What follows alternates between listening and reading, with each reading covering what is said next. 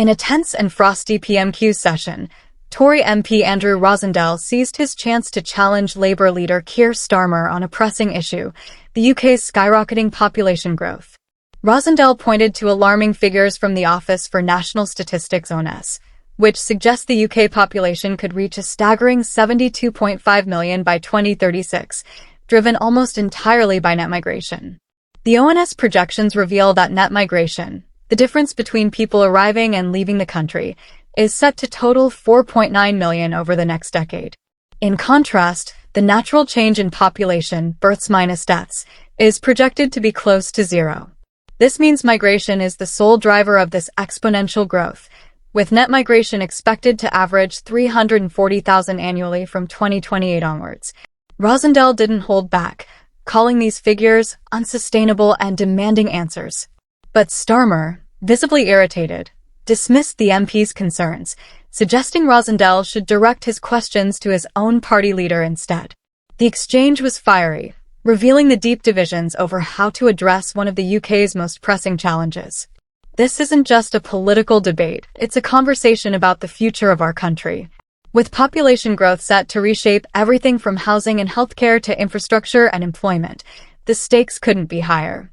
In today's video, we'll break down the key moments from this explosive PMQs clash, analyze the ONS data, and explore what these projections mean for the UK. Don't miss this critical discussion. It's a story that affects us all.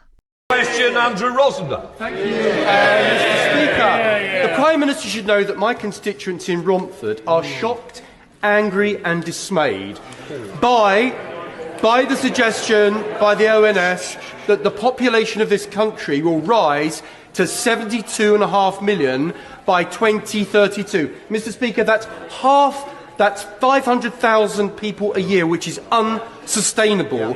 Who voted for that? And will the government do something to ensure that the population of this country is sustainable going forward? Because there is no mandate for such a colossal increase in immigration in this country.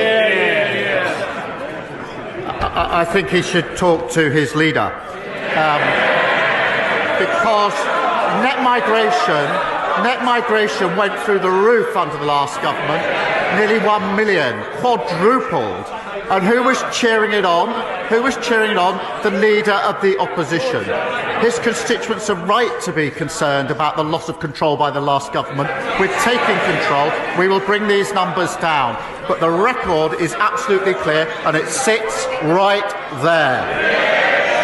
That completes Prime Minister's questions. We'll let the front bench change over.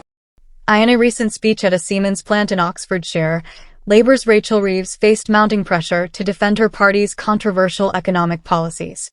With businesses across the UK bracing for a potential downturn, Reeves admitted the costly implications of Labour's budget, particularly the £25 billion national insurance hike on employers. However, she dismissed any meaningful alternatives, ignoring widespread criticism from business leaders and economists alike. Despite acknowledging the negative impact on businesses and the broader economy, Reeves insisted there was no viable opposition plan, a claim critics argue is a desperate attempt to deflect from Labour's economic mismanagement. She also took a swipe at previous governments, accusing them of lacking the courage to prioritise growth. But the Conservatives were quick to hit back, accusing Reeves and Labour of being the real barriers to growth. A Tory campaign message quipped, "The call is coming from inside the House," suggesting Labour's policies are exacerbating, not solving, Britain's economic woes. Reeves's defiant pledge to push forward comes at a time when confidence in the UK economy is plummeting. The Confederation of British Industry, CBI, has warned that firms expect a significant drop in activity over the next 3 months, with economist Julian Jessop calling it another signal of a potential UK recession. CBI's Ulpesh Palaja added that businesses are already suffering from weak demand and consumer uncertainty, compounded by Labour's tax hikes and economic policies. While Reeves's announcements have received some praise from left-leaning think tanks, this does little to reassure businesses struggling under Labour's plans. With the economy teetering on the brink, Reeves's so-called growth plan looks more like a recipe for stagnation, leaving firms and consumers to bear the brunt of her costly policies. And that's the latest on Rachel Reeves and Labour's economic plans. Policies that are sparking fierce debate as businesses and families brace for the fallout. What do you think? Are Labour's proposals a step forward or a recipe for economic stagnation? Let us know in the comments below.